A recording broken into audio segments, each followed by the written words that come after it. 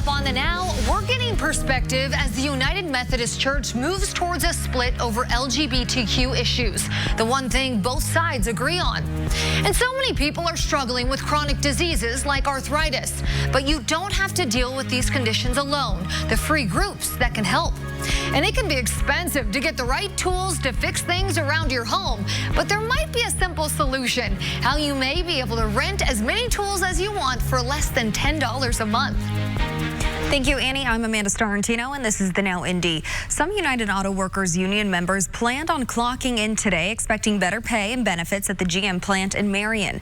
As Call 6 Investigates Rafael Sanchez reports, it's not a happy new year for those beginning 2020 without a job. Chris McMullen took his 6-year-old son to the picket line in Marion during the strike against General Motors. This moment mattered to their family. We were out there to try and get everybody an equal opportunity. In May 2016, Chris got a job at the GM stamping plant as a temporary employee. Temporary employees are GM workers, but don't get all the benefits. The result of last year's strike was in part to help temporary workers gain permanent status. In fact, papers were printed showcasing that beginning January the 6th, all temporary workers with 3 years or more of service would get permanent status in 2020. There was even a chart showing new hourly wages ranging from $21 to $24 an hour. That was you, Mr. Yeah. Jackpot. I am in. Right, that's me. Maybe move to a better house, be able to actually save. Chris was prepared to begin full-time today, but instead, he and other temporary workers were fired before Christmas. We were assured that, this exact situation wouldn't happen. That there would be no layoff, that would keep us from being hired January 6th. So, why am I, terminated? Not laid off, but terminated. We met other workers at Crest Lane's bowling alley in Marion. Former boxing coach Michael Wright is still in shock. He joined the plant in March 2016. We were promised this, and then it was taken away in an instant. Jessica Smithley traveled to Detroit at the height of the strike. She considered not returning to college once she learned she was eligible to become a permanent employee. She now says she feels betrayed. I want them to know that we were deceived. They know that we were deceived. They knew that they deceived us. Our hope was taken away. And Rafael tells us the workers are disappointed with United Auto Workers Union. The UAW has yet to respond to our story, but General Motors wants to set the record straight. The automaker told Rafael, quote, allegations that GM is releasing temporary workers to avoid making them full-time is absolutely untrue. No GM employees have told temporary employees that they were guaranteed a job. In fact, the opposite is true in light of the well-publicized ending of the previous generation pickup truck products. We do not know what their UAW representatives told them at the union contract meetings. GM employees do not attend those. GM adds that it informed temporary workers on December 5th that their jobs were being cut because the plant would not be producing certain truck parts. Todd. All right, a beautiful sunset starting to take place as you look from downtown off to the west here in the metro area. We have a little bit of cloud cover working its way through, but this is the beginning of an end to what has been a decent day for us here across the area by January standards. 30s to the north right now, still mid-40s to the south. Bloomington at 47 degrees, 43 in Crawfordsville. It's 48 degrees as you make your way a little further south over into the Terre Haute area. It's sunset. I'll give you another view here in Bloomington. You notice just a little less in the way of cloud cover here down in Monroe County, but all across central Indiana, we are dealing with dry conditions. We have this one little band of cloud cover from Indy to the north, and that is just about it. Any precipitation, that is well off to our west, and it's a little bit of a rain-snow mixture there from Nebraska into Kansas City, but this storm system is actually going to dip down to our south. So while we see a little more in the way of cloud cover throughout this evening and then overnight, we are not expecting any precipitation. So temperatures will fall back down into the low 30s by the time we get to 9-10 o'clock, but it's quiet as can be with those light winds, so it's cool but not bad whatsoever. We are expecting a big storm system though later in the week. More on that coming up in just a few minutes. The Trump administration is planning to brief all senators on the Iran situation Wednesday. This comes after members of Congress demanded answers from the president following the U.S. airstrike that killed a top Iranian leader. President Trump is readying thousands of troops to deploy to the Middle East to protect against retaliation. Maya Rodriguez is looking at what the future may hold. Days of mounting tensions between the U.S. and Iran show no sign of easing. This as thousands of Iranians take to the streets, mourning the death of one of their top military commanders. Qasem Soleimani was killed by a U.S. drone strike last week. He was instrumental in bringing in more lethal technology and was therefore responsible for the deaths of many soldiers. So I don't think anyone mourns his passing, anyone in this country. Chris Hill is a former U.S. ambassador to Iraq under President Obama and now a professor of diplomacy at the University of Denver. I think we have helped put Iraq in a very difficult situation. Further complicating it all, because the U.S. killed Soleimani in Iraq, their parliament voted Sunday to expel the 5,000 American troops currently there. Meanwhile, Iran says it will no longer comply with the 2015 nuclear deal and is vowing revenge. The only thing that can end this period of war is for the Americans to receive a blow that is equal to the blow they've inflicted. But President Trump tweeted this weekend that if Iran retaliates, the U.S. would target Iranian sites, and the U.S. is now deploying 4,000 troops to nearby Kuwait. Ambassador Hill says the possibility of war is... We are not heading to some kind of World War III. I doubt we're even going to see any retaliation far away from the Middle East. A potential conflict in a volatile region of the world. In Washington, I'm Maya Rodriguez reporting. Thank you, Maya. The Australian government is committing billions more towards the recovery efforts from the devastating wildfires ravaging the country. Dozens of people have been killed, thousands of homes have been destroyed, and there are more than 100 fires burning right now. But there has been some good news today. Rain was in the forecast, but higher temperatures are expected to return by the back half of the week. Ahead in our lineup, so many people are struggling with chronic diseases like arthritis. But you don't have to deal with these conditions alone. Next on the Now, the free groups that can help. RTV6 is working for you. 6 in 10 adults in the U.S. are living with some sort of chronic disease. That's a condition which lasts a year or more and that people have to manage on a daily basis. Arthritis is one of those affecting nearly a quarter of all adults in the U.S. Through new research, the CDC found about half of those with arthritis also experience depression and/or frequent mental distress, symptoms that only make chronic conditions worse. Many people see the illness as I can't do what I used to do. I can't move around and navigate the world how I used to navigate it. And now, I just they kind of it takes away from their sense of value. Wynton Geary at the Senior Connection Center oversees education programs that the CDC recommends people living with chronic conditions get involved in. These are often free group therapy type classes that are available all over the country and paid for by the Older Americans Act. Geary says they start by addressing isolation and lack of activity.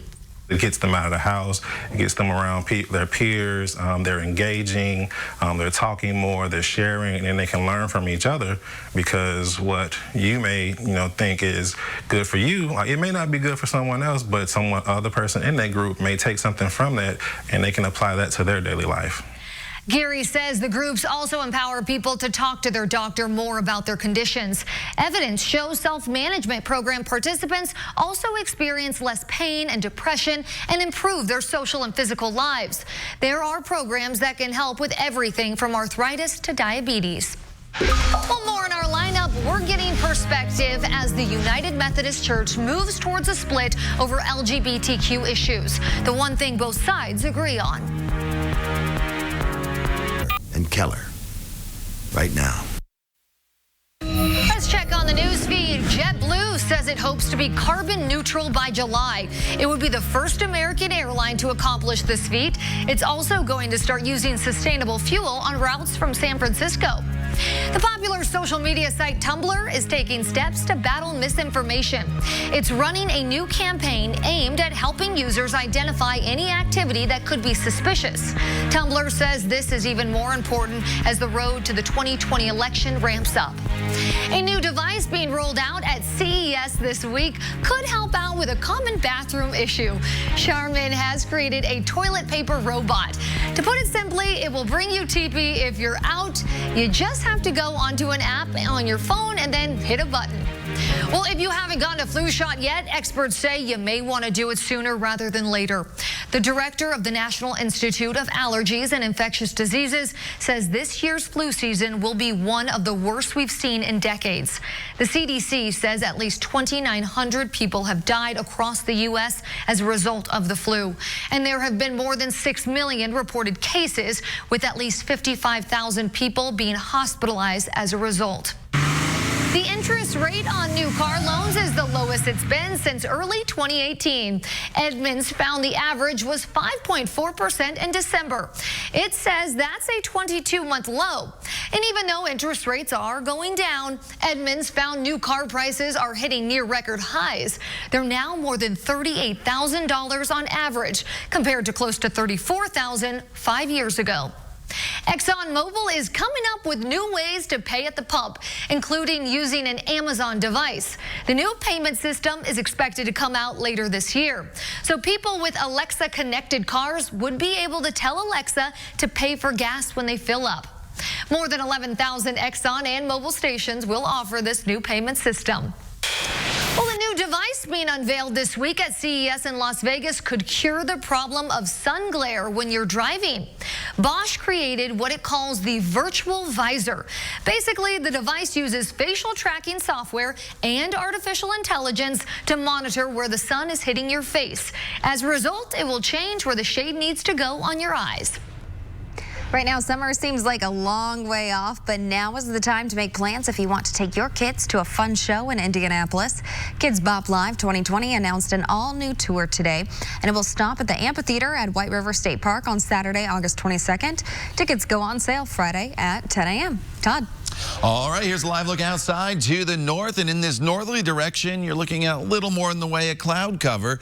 But you will not see any rain. For those of you in southern locations, still a little more in the way of sunshine, and still a very nice day for us here all across the area. We'll throw in the temperatures for you, and temperatures are in the 30s and 40s. Greenwood at 39. Bloomington, though, you've been our warm spot, 47. You were right around 50 degrees throughout much of the afternoon. Down to 42 in Indy. 43 is the current temperature as you make your way over into the Muncie area. So our average high this time of year is right around 35, 36 degrees, depending on where you are and in the coming days. But as we go throughout the next few days, tomorrow we're still above normal. Wednesday, we're just below normal at about 35 degrees. And we haven't had one below normal day so far this month. But look at the warmth on Thursday, Friday, and Saturday. We'll be up in the 50s, maybe even Friday into the low 60s. The Friday high temperature, I have it forecast right now at 60 degrees. The record high on Friday is 62. With that, though, there will be a trade-off. More on that in just a second. Here's that band of cloud cover I showed you on the tower cam looking to the north. Will expand out. There's not a whole lot going on. Some rain and snow showers off to the west.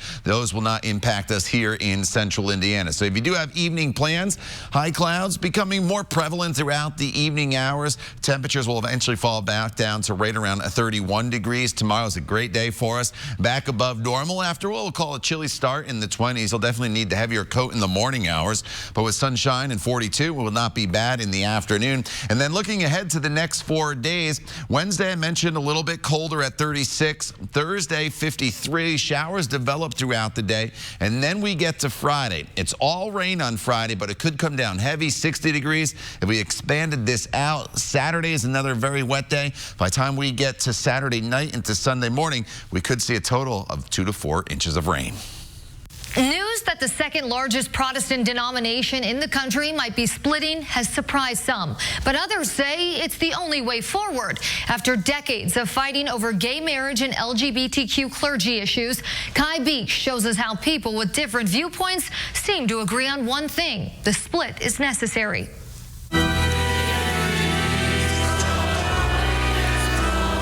It's Sunday morning service at this Trinity United Methodist Church. Preaching from the pulpit is Senior Pastor Ken Brown. Historically, to gather, to create community, and to forge faith. During the sermon in Denver, his message is all about acceptance. Coming together as one, all while this denomination moves closer towards splitting in two. I would describe it as an opportunity for churches to discover a pathway to honor people as they've been designed and created by God. For decades, the United Methodist Church has considered breaking up, mainly over issues involving same-sex marriage and LGBTQ clergy. The arguments reached a tipping point recently with the 16-member group of bishops and church leaders from across the world signing a proposal to move forward with the split, which Pastor Brown is now calling a theological divorce. And in my heart, I'm disappointed that we may have a split, yet I'm encouraged that we're creating a space for us to eliminate willful discrimination. Eliminate discrimination while other denominations say they're just supporting the scripture. I believe marriage is between a man and a woman. At Tri-Lakes United Methodist Church in Monument, Colorado, Reverend Dr. Bob Kyler calls himself a traditionalist. Adding with United Methodist churches across the world and millions of members, the split could be painful, but also provide relief. It's almost like if you took a mongoose and a cobra and you tied them up in a burlap sack and you threw it in the river. One of them is going to win that fight, but both of them are going to drown. And while denominations have differing views, both believe this divide is what's best for the church and people's dignity. This agreement gives us the opportunity to not have that fight and allow us to go peaceably our separate ways, but while blessing one another along the way. But before going separate ways, church leaders must first vote on a final decision, and that happens in May. I'm Kai Beach reporting. Kai, thank you. A new poll says 66% of Americans are in favor of college athletes getting paid. This comes as the NCAA is working to figure out a system of paying players. The head of the organization met with 2 senators last month about a potential plan. He says it's likely there will be federal legislation to help set guidelines. The changes come in the wake of a California law that banned players from being punished for receiving compensation. Well, the FDA could give cigar makers and sellers a big break. A new regulation is set to go into effect in May that would require cigars to follow the same compliance rules as other tobacco products. The FDA says now it may not enforce that regulation. A new report says if cigars are subjected to the same compliance costs, thousands of jobs would be lost, with almost 9 out of every 10 manufacturers being forced to shut down. Well, 10 states in the U.S. alone are accountable for more than half of carbon emissions from buildings nationwide. That's according to a new report by the Rocky Mountain Institute. Researchers say that while other types of emissions have gone down, emissions from natural gas and other fossil fuels that burn in buildings have stayed the same. Checking the news feed, more trouble for Boeing. The New York Times reporting there could be another issue with the 737 MAX. It reportedly has to do with the wiring. Spokesman for Boeing says it's the company's top priority to make sure the design is safe. Another major milk producer is filing for bankruptcy. Borden Dairy making the announcement today. Experts say people are drinking less milk and the cost is going up, which is leading to more facilities having to close their doors. And new export rules will impact American companies that build software to analyze satellite images. The rules restrict the distribution of equipment that could give the U.S. an advantage when it comes to intelligence or the military. Back in 2018, Congress passed a law to protect emerging tech from ending up with foreign governments. Well, finally, in our lineup, it can be expensive to get the right tools to fix things around your home, but there might be a simple solution. How you may be able to rent as many tools as you want for less than $10 a month.